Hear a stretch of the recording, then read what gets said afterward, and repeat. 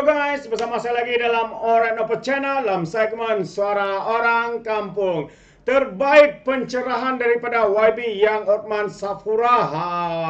Ya, berkaitan dengan satu kenyataan daripada ketua pemuda Sikh yang daripada Parti PAS, sahabat-sahabat semua, yang secara langsungnya kita lihat itu adalah satu kenyataan yang songsang dan juga menyesatkan. Ya, apabila katanya kalau undi PAS masuk surga, kalau undi selain daripada PAS iaitu Pakatan Harapan ataupun Barisan Nasional akan masuk neraka.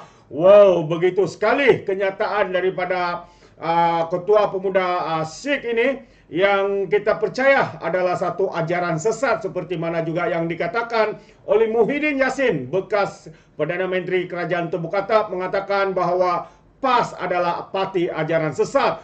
Oh, itu dia sahabat semua. Jadi menarik untuk kita dengar bersama pencerahan padu daripada YB Yang Safura dan berkaitan dengan perkara ini, yaitu undi PAS masuk surga. Apakah yang dikatakan oleh beliau? Jadi menarik untuk kita dengar bersama. Tapi sebelum itu, jangan lupa untuk terus support Orang Nopo Channel dengan cara tekan butang subscribe, like dan share. So, mari kita tonton bersama pencerahan padu daripada potong. Jadi kat apa yang kita cakap tu tiba-tiba dah dijadikan sebagai konteks yang berlainan. Jadi ditambah lagi dengan strategi parti lawan dalam Perikatan Nasional. Contohnya parti PAS, mereka betul-betul menunggang agama untuk mencapai cita-cita politik. Jadi ini bukan satu rahsia, dan ada seorang bekas menteri agama dalam PAS pun kata tak apalah, memang betul pun dia menunggang agama, kata dia apa salahnya kan. Jadi bila perkara-perkara ini sampai ke telinga anak-anak kita yang kecil, yang umur 18 ni kan, jadi mereka sangat rasa bersalah kalau mengundi selain daripada PAS, selain daripada Perikatan Nasional, mereka tak dapat masuk syurga. Jadi semudah itu naratifnya membuatkan mereka bersalah kalau tak pilih parti itu, nanti tak dapat masuk syurga. Dan penggunaan rasuah yang akhirnya dihalalkan dengan sedekah, itu pun jadi membuatkan kecelaruan minda mereka. Komen apa dia? Saya setuju. Ya, sebenarnya kan, Datuk, bukan setakat yang undi baru ni je 18 jenis yang celaru. Yang dah berumur pun dia rasa bercelaru juga apabila main dengan sentimen jual agama ni. Kadang-kadang bila kita tengok, dia ni bukannya orang muda pun, dah berumur dah ada pengalaman dah, tapi tetap percaya dengan sentimen agama tu. Tak apalah, biarlah dia cakap apa pun, dia tok guru, biarlah dia buat apa pun, dia parti Islam, biarlah dia buat apa pun, dia parti agama. Macamlah kita ni tak ada agama kan. Jadi saya kira perkara-perkara sentimen seperti ini sangat bahaya dan sangat tidak bertanggungjawab, kerana kita sepatutnya main politik yang matang, politik yang berdasarkan kepada benda-benda fakta yang bagus, kepada apa cara kerja kita, apa yang kita bawa, prinsip sebagainya. Tetapi dengan cara politik yang jual agama dan sebagainya ini, ia secara tidak langsung memang membuatkan, khususnya anak-anak muda yang baru ini, yang baru nak berjinak dengan politik, baru nak belajar dan sebagainya, dan baru pertama kali mengundi, mereka akan rasa was-was. Dan lagi-lagi mereka pula mudah terpengaruh dengan faktor sosial media yang ada. Walaupun semuanya di hujung jari, tapi tetap malas juga untuk kita buka, baca berita. Kadang-kadang kita tengok news je, tapi kita tak tengok isi dalamnya sebenarnya apa. Dan saya sangat berharaplah anak-anak muda undi 18 ini, mereka boleh sedikit study lebih lah, mengambil tahu dan ada rasa tanggungjawab itu untuk menilai dengan lebih baik, menilai dari segi berita yang keluar ataupun menilai dari segi apa saja video-video yang mereka lihat. Jangan hanya lepas tengok je terus like, terus setuju, terus beri komen yang memberikan keseronokan kepada parti-parti tersebut, contohnya seperti Perikatan Nasional. Dan sebab itu saya rasa politik matang sangat penting pada hari ini. Kita sebagai orang politik lama lah, saya baru 10 tahun, tak lama pun. Mungkin Datuk Im dah berapa lama? Daripada zaman student lama. 20 tahun. Tak sampai lah, 15 tahun macam tu. Nampak tua sangat kalau 20 tahun. Tapi mereka yang lagi lama, sepatutnya kita tunjukkan politik matang, politik yang lebih sihat kepada pengundi-pengundi baru ini. Dan saya harap kita sebagai orang-orang muda, pemimpin-pemimpin muda yang ada hari ini juga perlu tunjukkan peranan yang sangat penting juga, kerana kita juga sebagai ikon kepada mereka, sebagai mereka menilai kita juga sebagai orang politik muda ni, politik macam mana yang kita nak mainkan. Dan kita perlu juga ada rasa tanggungjawab itu untuk kita tonjolkan pada mereka. Dan saya harap Yelah, anak muda memang kita dulu pun memang mudah terpengaruh. Tapi kita bila mudah terpengaruh pun akhirnya kita akan sedar di mana hala tuju dan sebagainya. Jadi saya harap dengan adanya baru ini rakan muda yang telah diwujudkan semula dikembalikan semula oleh kerajaan pada hari ini. Tadi saya sembang dengan YB Adam Adli di mana dalam rakan muda ini ada 10 segmen dan salah satunya segmen adalah rakan demokrasi. Ia sangat bagus untuk anak muda yang 15 ke 30 untuk belajar dengan lebih mendalam lagi apa itu demokrasi, apa itu politik dan sebagainya. Jadi ruang-ruang ini dah ada dah, macam kata Datuk tadilah, kita kena usahalah untuk mengajar mereka, untuk tunjukkan apa yang betul, apa yang salah, apa yang mereka harus lihat, apa yang harus mereka cari. Jadi peranan sebagai kerajaan pada hari ini, kita orang politik muda ni pun sangat penting untuk menunjukkan contoh yang baik kepada mereka yang muda-muda di luar sana. YB ada macam nak tambah lagi?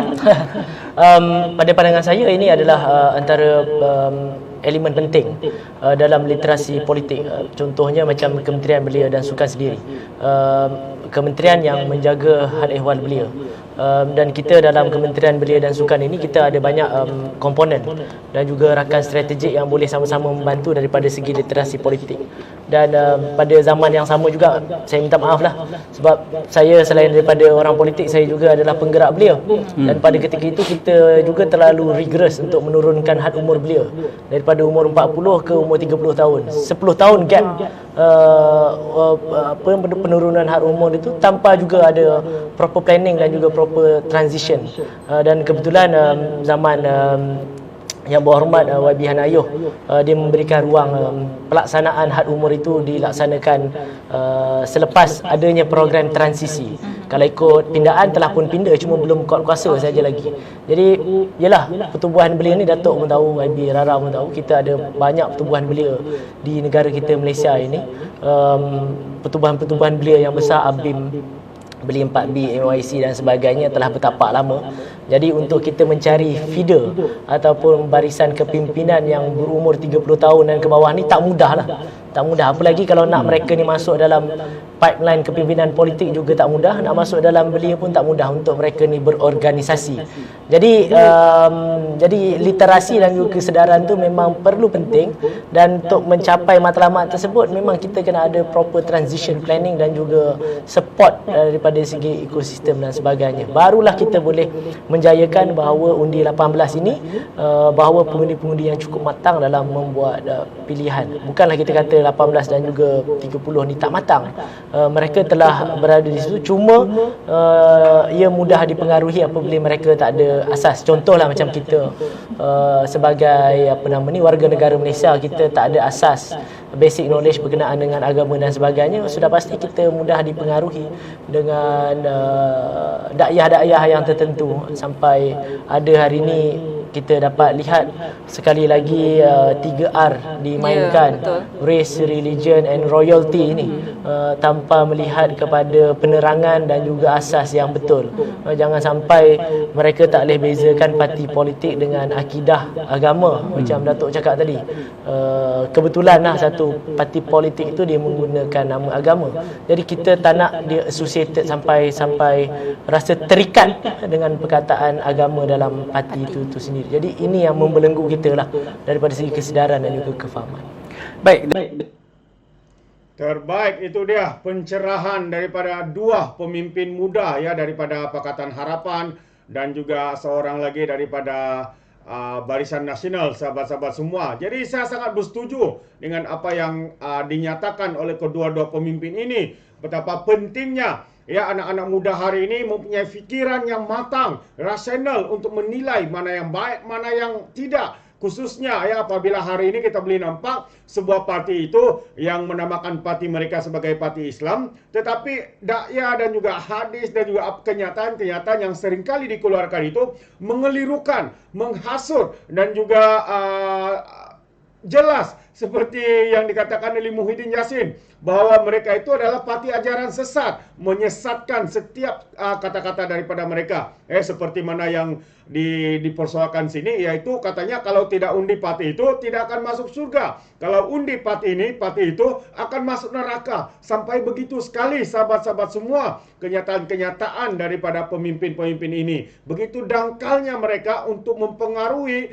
anak-anak muda dengan memberikan kenyataan-kenyataan seperti itu yang sepatutnya ya tidak berlaku ya di kalangan pimpinan, terutamanya yang bergelar sebagai ustaz, yang bergelar sebagai ulama dan sebagainya. Jadi ini adalah satu perkara yang harus ya dititik beratkan ataupun dipandang serius oleh kerajaan perpaduan kerajaan Malaysia hari ini, sahabat-sahabat semua.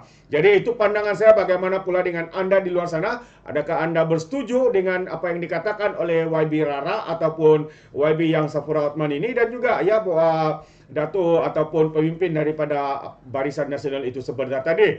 Jadi anda boleh berikan pandangan dan juga komen anda dalam bahagian komen. Tapi peringatan saya, komen dengan cara berhemah. Jangan menjadi seperti Walan Walautit, lebay-lebay, geng sapu bersih, termasuk juga geng Takut Anwar, GTA. Ya, apabila mereka ini memberikan komen penuh dengan hasutan, kebencian dan juga fitnah melampau. Sepertinya mereka tidak punya otak, mungkin karena otak mereka itu sudah dipengaruhi dengan ajaran sesat. Alright, so itu saja. Terima kasih. Izinkan saya untuk mengundurkan diri. Dan seperti biasa, peribahasa mengatakan, tak apapun kangkap, 2 ton keinginan. Dalam bahasa Melayunya, tepuk dadah, tanya selera. Sekian saja daripada Alright Nampak Channel. Kita berjumpa lagi dalam info dan update yang seterusnya. Sekian. Bye-bye.